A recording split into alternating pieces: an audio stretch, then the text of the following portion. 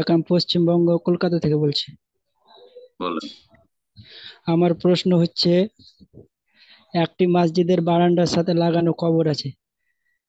বারান্দাতে গরমের সময় সলাত আদায় করে মাত্র দুটি কাতার হয়, তো শেষের কাতারের মুসাল্লির পিছনে 2.5 হাত বা 2 হাত পিছনে কবর আছে, সেইখানে কি সলাত আদায় করা যাবে? পেছনে কবর আছে আর বাইরে আছে, সেটা মসজিদের অংশ নয়, ঠিক না? জি। কবর বারান্দাতে যেখানে, সলাত আদায় করে গরমের সময়।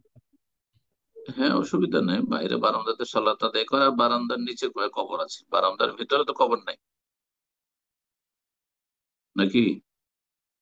জি শেখ, উনি এটি মেনশন করছেন, এটা বাহিরে, ভিতরে না। জি, এর আগে ওই প্রশ্ন করেছেন। জি জি। পিছনে কবর আছে। পিছনে যদি কবর আছে, জি। পিছনে মশাল্লির সামনে কবর না থাকে, মশাল্লি মসজিদে সলাত আদায় করছে, মসজিদের বারান্দায় সলাত আদায়, সেখানে কবর না থাকে, পিছনে থাকি, কোনো অসুবিধা নেই, ইনশাআল্লাহ হবে।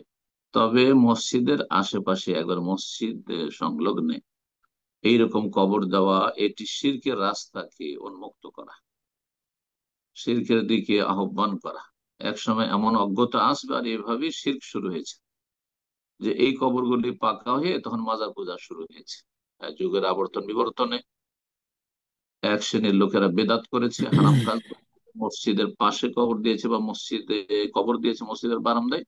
মসজিদ বড় করা হয়েছে, তারপরে সেটা মসজিদের ভিতরে পড়েছে, কবরকে পাকা করা হয়েছে, আর শয়তান তখন তাদের কুপরামর্শ দিয়েছে যে আল্লাহর নেক বান্দাই হবে, না হলে মসজিদে বা মসজিদের পাশে কেন কবর হবে, চলো একে পাকা করে, একে সিজদা করো, একে ডাকো, এর কাছেই পাওয়া যাবে। এভাবেই কিন্তু মুসলিম সমাজের যারা শিরকারী, মাজার পূজারী, তারা এই শিরকে লিপ্ত হয়েছে।